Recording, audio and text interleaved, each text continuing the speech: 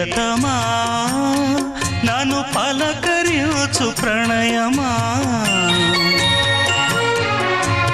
అతిథిలా నన్ను చేరుకున్న హృదయమా